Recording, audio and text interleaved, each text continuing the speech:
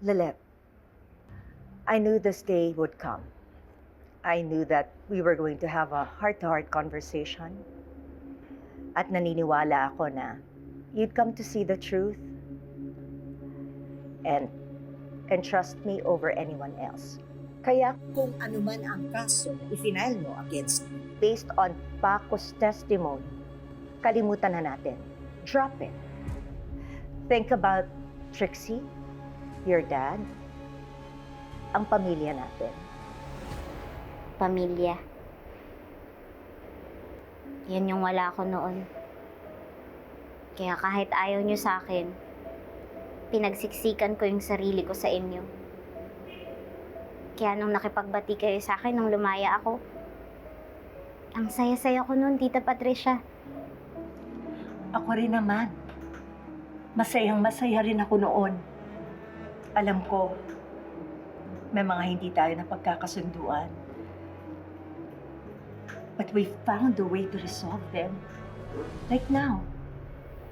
Akala ko nga po, maayos na yung lahat.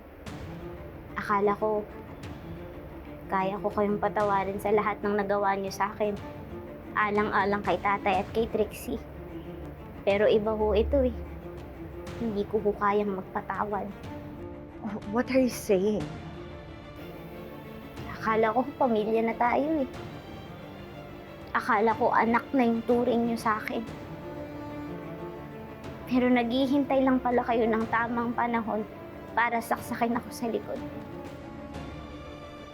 What do you mean? You're not making sense.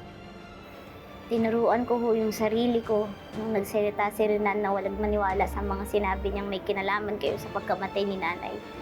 Pero pagkatapos ng testimonya ni Paco, binalikan ko lahat, Tita Patricia. At hindi nawala yung motibo niyo para saktan si nanay. What? Ikaw ang pumatay kay nanay.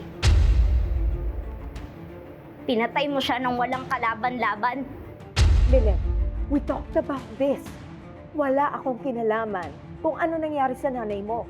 Simula nung makausap namin si Paco, we spent days investigating. Umaasa na walang katotohanan yung sinasabi niya. Pero nagmamatch sa testimonya ni Renan yung sinasabi ni Paco. Nagkamali ako noon. Misjudged cases. I doubted my instincts. Pero hindi ngayon. Dahil dito. Dahil hindi lang isip, kundi pati puso ko ang nagsasabing, ikaw ang pumatay sa nanay ko.